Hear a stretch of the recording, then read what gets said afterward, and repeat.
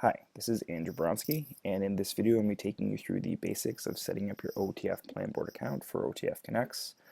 Okay, as you can see here, the first thing you want to do is I'm going to go to the website for it, and if you look up in the top left of my toolbar here, the address you want to go to is www.planboardapp, all one word, .com/OTF, and it'll bring you to this site that you can see here. You can see you've got your chance to log in the top right hand corner there. You can use this to create an account as well. And up in the top left, you'll see branding that says chalk.com. Now, so you're aware, Planboard is an app in itself among a suite of apps made by chalk.com. You can log into your account through chalk.com, or you can come right to this website for www.planboardapp.com/OTF. All right, so to get started here, I'm going to go and log in. If you want to create an account, you can go and create an account. And once I click login here, it brings me to the Chalk page to log in. So I'm going to put my email address in here and throw my password in.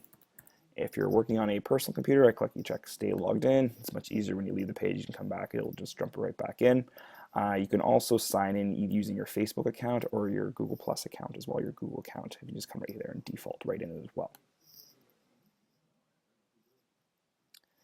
Okay, now when I click log in here, it's going to bring me into my screen. I have an account before that I've used in the past, so it's going to jump me into this personally.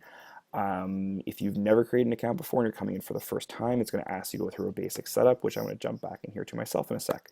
But if you've created an account before and you're coming back to watch this to kind of get started off again here, you go up to the top left-hand corner where you see these three little bars and hover over it.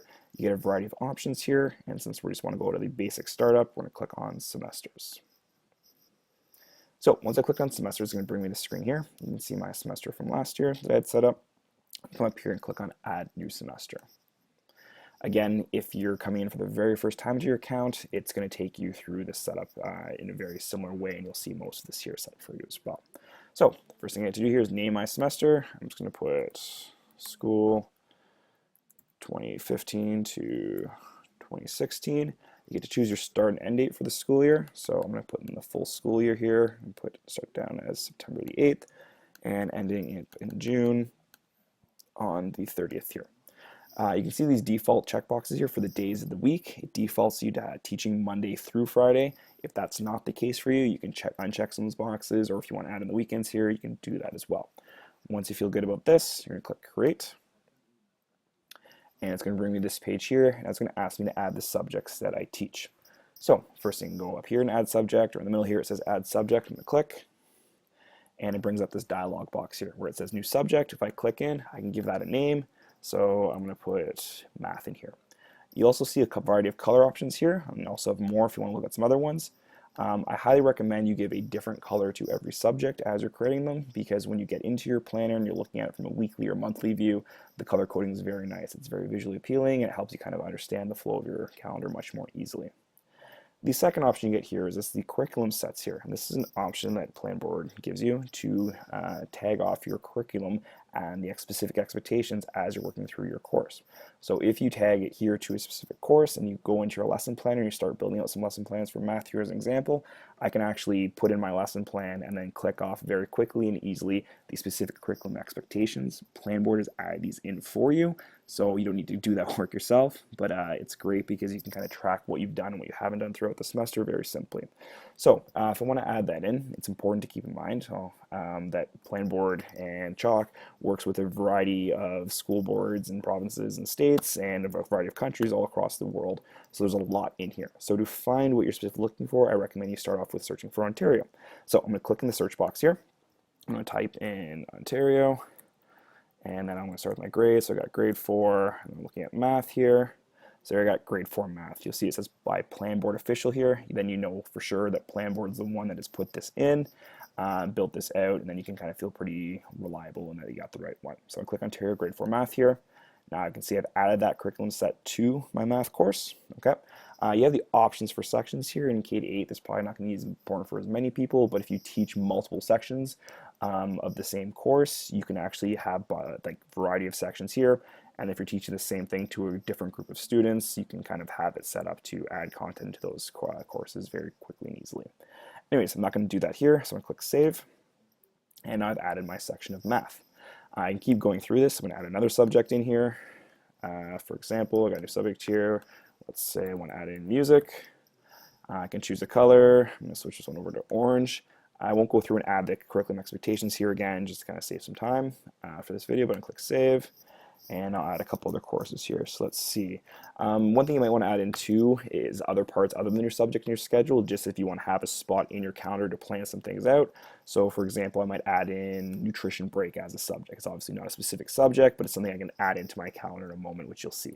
So I might go nutrition break here, put in a different color for this, click save.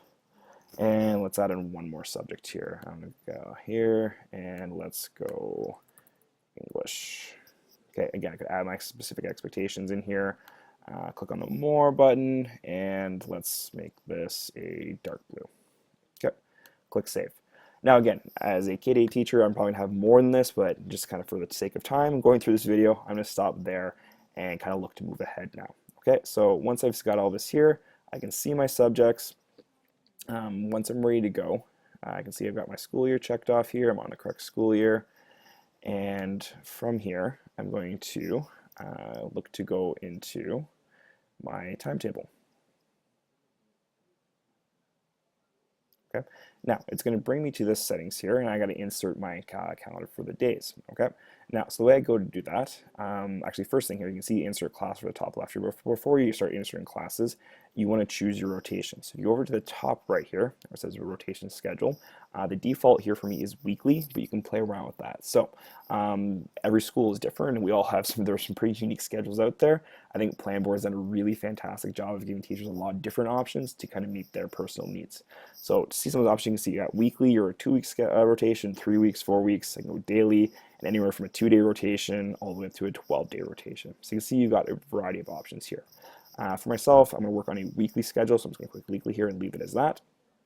And then as I want to go and build my schedule here, you can see I've got the times throughout. I can scroll up and down to look at different times throughout the day. And I've got my day A, B, C, D, and E here for my weekly rotation. So I'm going to click on to insert a class here to start populating this. And so I can pick a subject here. So you can see the subjects I just add in. I'm going to start off with math.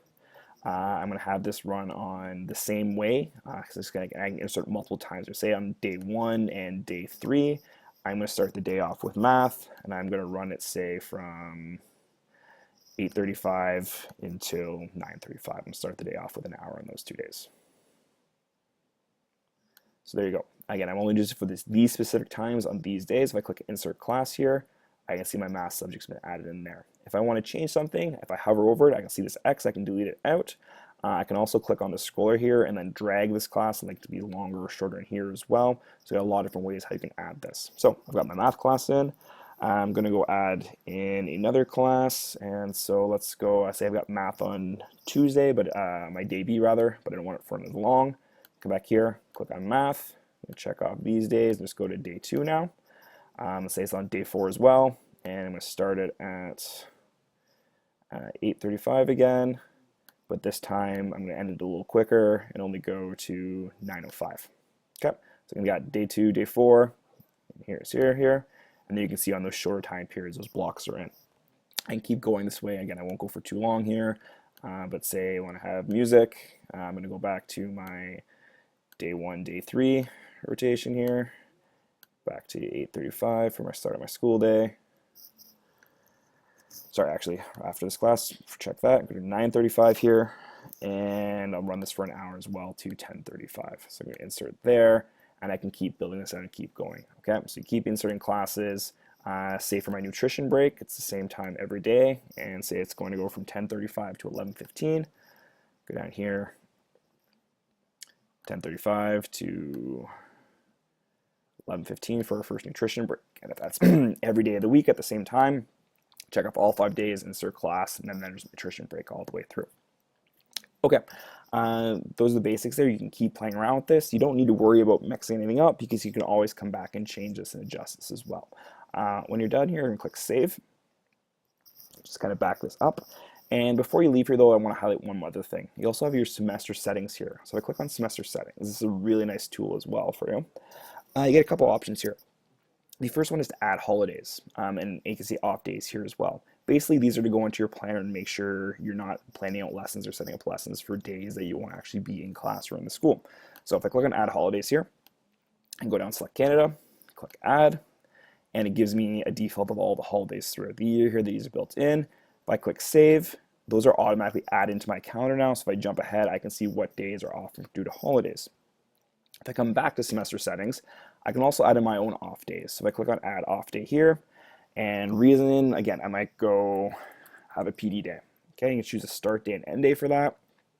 So I've got one coming up here on January the 29th, and ending also on the 29th on the Friday there. I can click add. Now I can see that PD day has been added to my schedule. It won't let me put lessons in on that day. Excuse me. All right, so I'm gonna click save here, and you can keep going, add as many as you want. Again, you can come back and add these in after the fact as well. Do things like the entire break for the holidays. I can add March break and things along those lines. Click save here. So once I've got my schedule out to a place where I want it to be, I can jump back into my actual planner. A couple ways to do that. And click save here again.